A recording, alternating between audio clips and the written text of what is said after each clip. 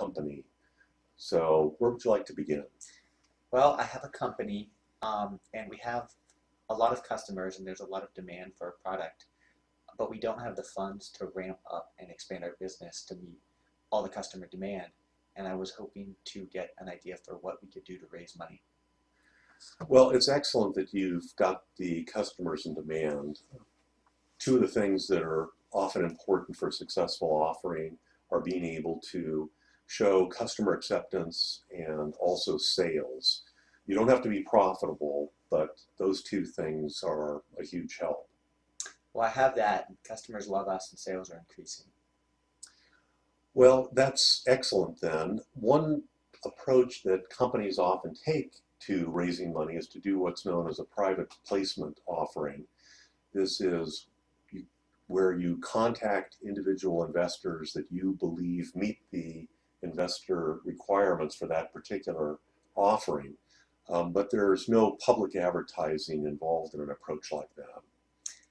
I I don't think I think we need advertising. I don't think I have enough connections to potential investors to not advertise for the investment.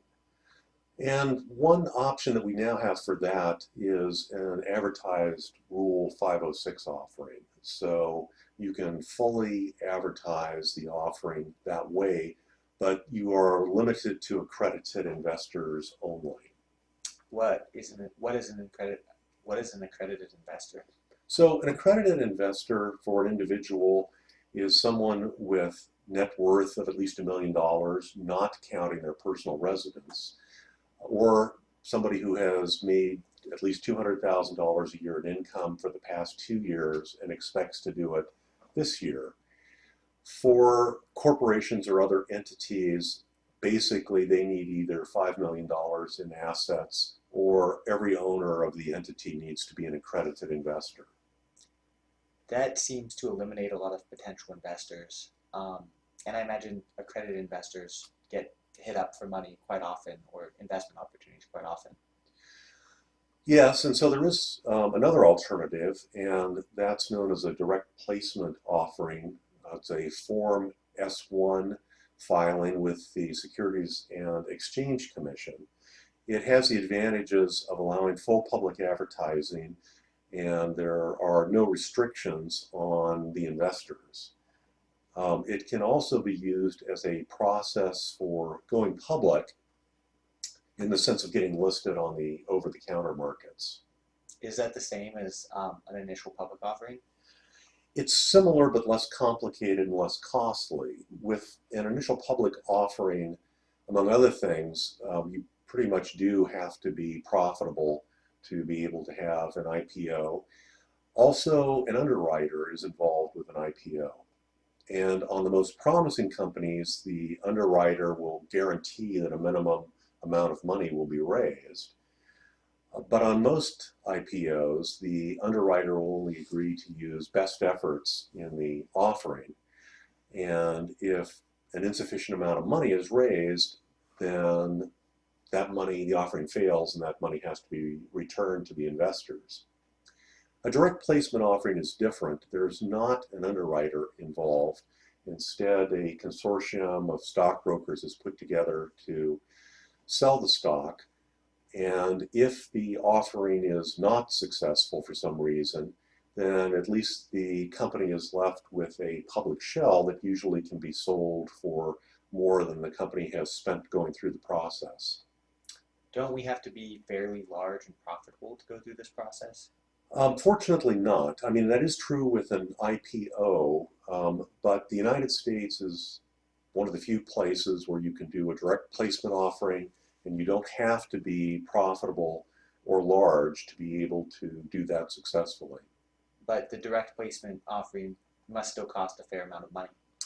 It costs some money. There are providers like our firm and others who will work predominantly for stock. Usually some money has got to be paid for out-of-pocket expenses and some of the work, but in general most of it can be paid with stock, and that works on the offerings where the company is going to get listed on the over-the-counter markets, because then there's a market and the stock can be sold. So we're pretty tight on cash right now, and I'm not even sure we could handle, the fees and expenses associated with this direct public offering. And this is why companies that are looking at a direct placement offering often first do a Rule 506 offering for a couple reasons, to raise money for the S1 offering. And the other thing is to be listed on the over-the-counter markets, the company needs at least 35 investors. And so a Rule 506 offering can be used both to raise money and also to increase the number of investors to get up to that 35 plus limit. What are the investor qualifications for that type of Rule 506 offering? It depends on the type of 506 you're doing. If you're doing a traditional private 506, then you have two types of investors.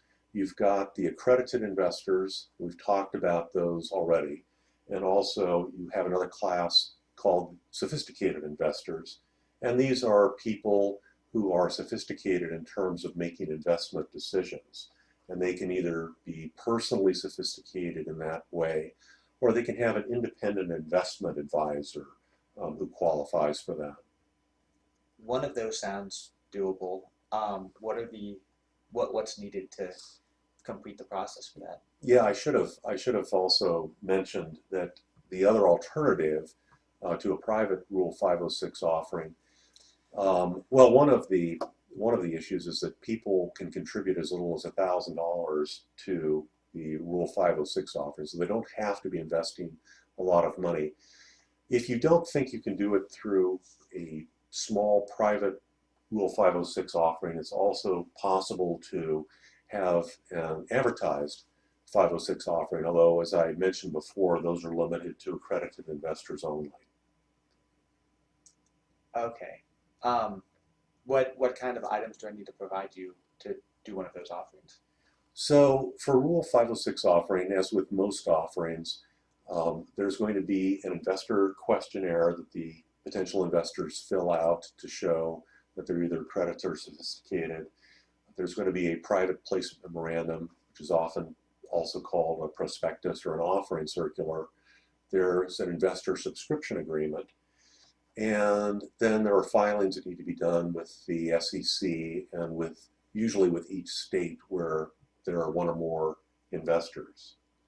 Do I need to be audited before I do one of these offerings? If you're going to have any non-accredited investors at all, then yes, the balance sheet needs to be audited, although that's the only part of the financials that needs to be audited, and your own accountant may well be able to do that. There is an exemption if you are a startup company, meaning that you are recently formed and have minimal capitalization up till now, then not even the balance sheet needs to be audited. What's the process for getting through one of these 506 offerings?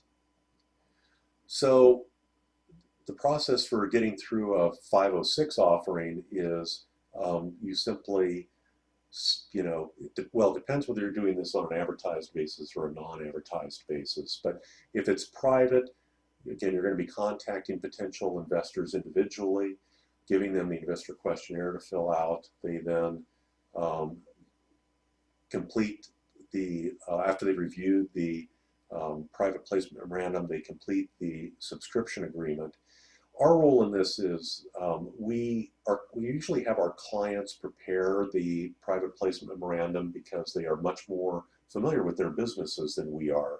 We do have templates that we provide when they are needed, and then what we do is we review the private placement memorandum for legal, basically. We review and revise. We also prepare the investor questionnaire and the subscription agreement, and we handle the filings as well.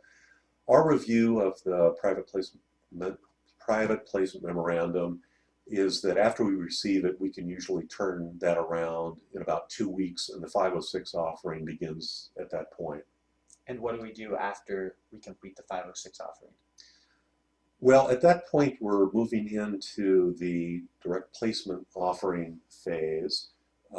The Form S1 is prepared, and then during this time, audits are done for the S1 offering. These are a little more complicated audits. They can only be done by accountants who are specially licensed to do auditing for companies that are going public. And so the auditors sit down and go through the financials, and then simultaneously we're working on the S1 form for submission to the SEC. After that, the process is that, assuming you want to be traded on the over-the-counter markets, we file a 15 C211 form with FINRA. That's the regulatory body that supervises brokers, and obtain from FINRA the trading symbol for the company. We then get clearance for the electronic trading system that the brokers use, the DTC, or Depository Trust Company. And then finally, we contact the over-the-counter markets and submit the application to be listed there.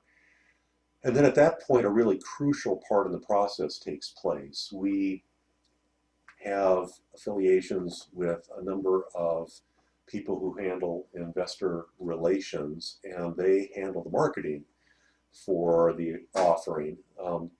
Hard to overemphasize how crucial this is. They put out press releases, they appear at various conferences that are related to raising money on the over-the-counter networks, and they assemble the consortium of brokers that will be selling the stock, and so their work is pretty crucial. But again, they are going to be getting paid in terms of stock as opposed to cash. So I've spent a lot of time and effort on this company, and I don't want to give up control. Isn't that something I have to do as I go to sell stock to the public? No, actually you don't. One thing we often do with clients is we set up a new Nevada or Delaware corporation for them and pour the assets and liabilities into the new corporation. We do that because in general, Delaware and Nevada law are more favorable for founders maintaining control over a company than other states' laws. On the board of directors, you don't have to have a large board with a number of outside directors. Instead, if you're formed in Nevada or Delaware, you only have to have 2 officers and 2 directors. You can be 1 officer and 1 director, and then you can have a trusted friend or family member be the other one. And that can be your entire board of directors then. What we do recommend is that you have an advisory board. And this is a board of usually 5 to 7 people, some of whom may have experience in your field, be well known in your field, or may have other business experience and talents. Basically, we're looking for people who have impressive resumes so that when investors are looking at the company and see the advisory board, they can see that there are some strong people involved with that. But again, the people on the advisory board are going to get paid with stock as opposed to cash, so there's no cash outlay on that. Also, we frequently give you as the founder stock options in the company as well that you can exercise to keep your percentage of the company high. So there's a number of things that we do to keep founders in control of their companies. So if I organize as a franchise, would I also be able to do this kind of offering? Yes, actually, this works for franchises, and in some ways there are additional advantages for franchises. The franchisor, the parent company, can give stock options in itself to franchisees to encourage them to promote the company, and then the investor relations work that the marketing people do often is very helpful in bringing in new franchisees as well. Well, these sound like great options for raising money, and I need to talk with the rest of my partners, but I believe we'll probably do one of them. Well, that sounds great. If you have any questions in the meantime, don't hesitate to call me or email me, and I hope we can work together. Thank you very much.